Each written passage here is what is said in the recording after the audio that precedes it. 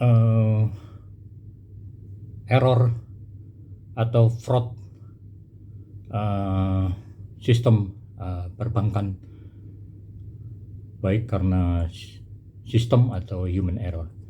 Just pengalamanku, logikaku, keyakinanku, pikiranku, pemahamanku, pengertianku, ingatanku, dan pendapatku menyikapi dugaan banyaknya fraud atau error yang terjadi dalam transaksi perbankan yang dilakukan oleh nasabah, baik dalam transaksi di sistem online, mesin ATM, ataupun transaksi offline. Bahkan yang aneh, yang baru-baru ini terjadi transaksi offline penarikan dana oleh seorang nasabah yang bukan real nasabahnya. Saya terkadang heran. Kenapa? Karena nasabah itu sudah dimintain banyak data, baik dengan alasan untuk keamanan atau prosedural, termasuk data pribadi yang sangat privat. Misalnya, nama ibu kandung itu jelas tidak dimiliki oleh setiap orang, dan ibu kandung itu selalu berbeda-beda dengan orang lain, gitu kan? Jadi saya kadang heran, termasuk hal-hal data pribadi yang itu foto pribadi yang belum lama ini pernah diminta oleh Bank BCA terhadap saya pada saat saya mengganti buku tabungan, yang saya permasalahkan karena menurut saya tidak sesuai dengan undang-undang perbankan ataupun peraturan perbankan atau peraturan OJK dan atau peraturan yang lainnya. Kenapa? Karena tidak ada kewajiban seorang nasabah harus difoto terlebih dahulu. Dan kalaupun itu juga untuk alasan keamanan, mengapa diduga masih banyak terjadi fraud atau error dalam transaksi perbankan? Namun lebih banyak yang diduga dirugikan adalah atau disalahkan adalah nasabah. Dan permasalahan permintaan foto ini sudah pernah saya somasikan secara terbuka kepada BCA dan otoritas juga, kalau nggak salah OJK dan Bank Indonesia.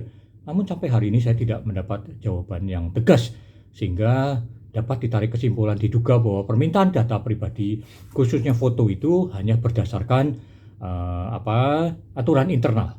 Padahal perbankan itu harus berdasarkan pada undang-undang perbankan dan undang-undang OJK dan peraturan perundang-undangan yang bersifat imperatif karena mengandung sanksi, gitu kan?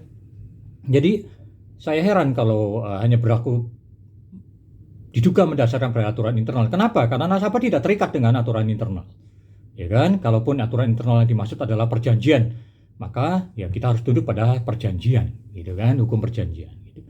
Jadi terkadang saya heran, buat apa gitu kan setiap nasabah diminta data sedemikian banyaknya, padahal itu juga data pribadi berdasarkan undang-undang informasi transaksi dan elektronik, data kependudukan, juga mungkin undang-undang yang terbaru adalah tentang data pribadi, yang undang-undang tentang personal data pribadi gitu yang baru diundangkan, gitu kan.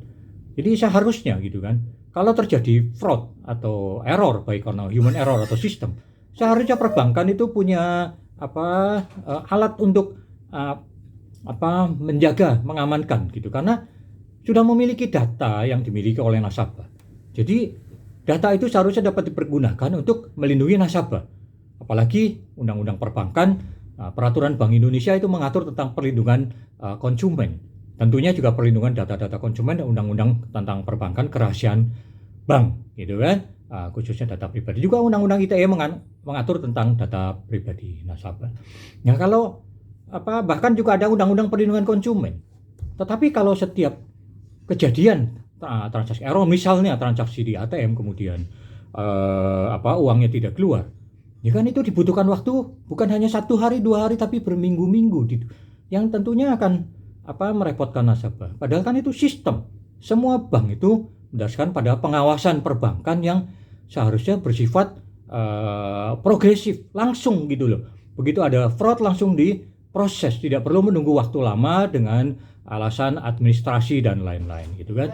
Nah, saya kira hal itu harus ditelaah kembali lah. Kalau memang itu untuk kepentingan nasabah, ya bank harus bertanggung jawab juga, gitu kan, apabila terjadi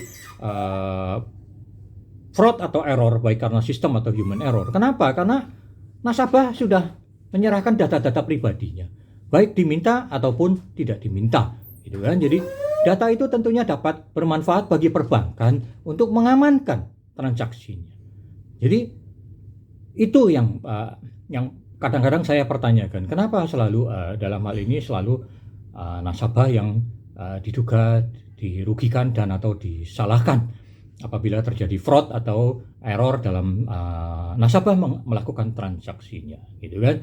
Demikian, semoga otoritas, ya kan, baik Bank Indonesia, OJK dan atau pemerintah, ya kan, lebih memperhatikan perlindungan kepada konsumen. Kenapa? Karena kalau nasabahnya aman, rakyat aman, negara juga aman. Karena kasus-kasus kejahatan tentunya akan berkurang dengan drastis, dan tentunya juga pelaksana hukum dalam hal ini penyidikan tentang kasus-kasus kejahatan ini berkurang, dan tentunya juga biaya operasional juga berkurang, gitu kan. Dan APBN juga otomatis juga akan lebih ringan karena tentunya lebih sedikit biaya-biaya operasional yang patut dikeluarkan.